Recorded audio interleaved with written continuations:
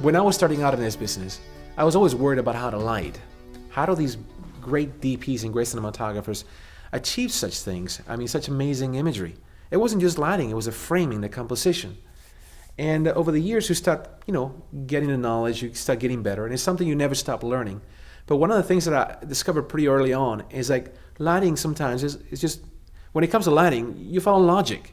For example, if the room only has one window and it's nighttime and a person is sleeping, where do you think the light's going to come from? From the window. Same deal with a living room. If you have a living room with like 3 windows, for example, and it's supposed to take place at noon or at 3 o'clock in the afternoon, where's the light going to come from? From the 3 windows. So a lot of things in lighting involve just logic. Sometimes when we're dealing with like more fantasy films or more like action-oriented films, we enhance that reality basically. But we're always looking for reality. We're always looking for like how things will look like in real life.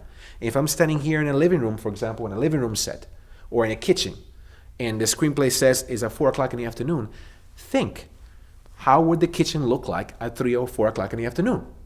So that's why for DPs and directors, and let me say this very clearly, this involves directors too, because a lot of people here, especially young and up-and-coming filmmakers, you tend to think that the DP only deals with lighting and framing and blocking and exploration of the scene.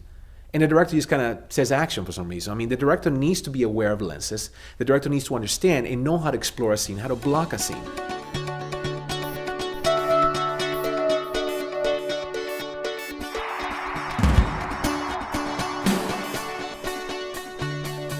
First of all, when you see a movie, when you see your favorite actor, what do you see?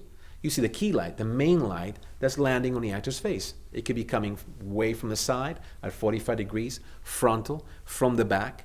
And obviously, the direction of the light is going to determine the mood, and even the style of the director a lot of times. If it's coming very frontally, for example, it's going to look a little flat. It might look like, deers in a headlight. If it's coming 45 degrees, it might be kind of acceptable. I mean, the important thing to understand here is like, the closer the light is to the camera, the flatter the actor is going to look. And that might be an effect you're looking for. That's fine. But understand that. Again, logic. If it's coming from where the camera is, I'm going to look flat.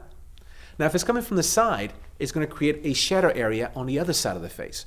Very dramatic, horror film, dramatics. If it's coming from behind the face, behind the head, more like a backlight.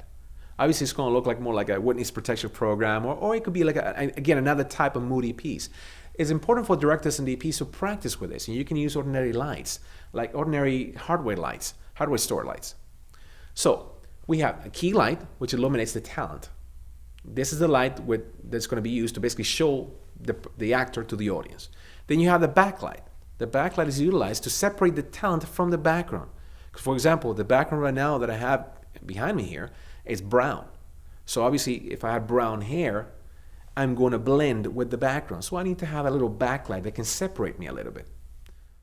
Fill light. You can have no fill light and fill light. If you have a little bit, then slowly starts becoming less and less contrasty. That takes us to the concept of contrast ratio, which will be spoken in another episode.